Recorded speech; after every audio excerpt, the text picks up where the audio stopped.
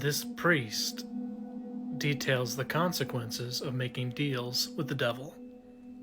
One of the worst cases I've ever heard was from The Exorcist of New York City. The woman, a young girl at Juilliard, a violinist, and she was about to graduate. She was brilliantly talented, but all of her friends were getting job offers and she had none.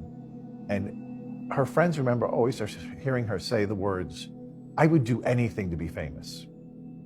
Well, guess who's listening? It wasn't long after that she went to bed one night, had a dream, and she said in the dream was the most beautiful man she'd ever seen, naked, another sign, calling card of the devil. And he said, "You really want fame and power?" And she said, "I do." And he produced a contract, and he took his finger and slashed her finger and had her sign it in her blood. And then he touched the contract and it burst into flames and the ashes fell on the floor. So pretty easy to understand what happened, right? But what's worse is her finger was cut and the ashes were next to the bed.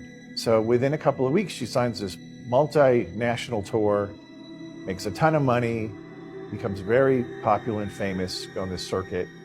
And within a few years, she gets involved with drugs, goes to needles, gets HIV. Now she's dying in a New York hospital. And this whole thing comes back to how this started.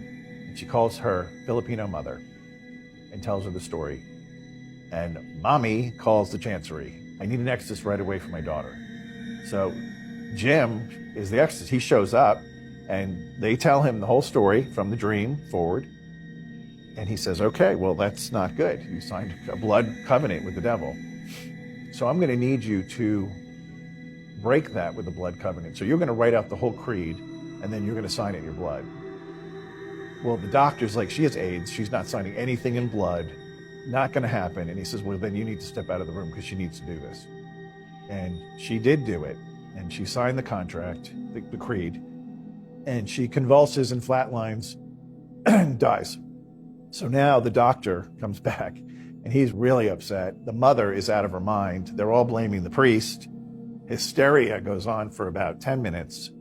And then all of a sudden she jumps up off the table. She's back.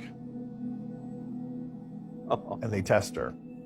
No HIV, no AIDS. She's completely healed.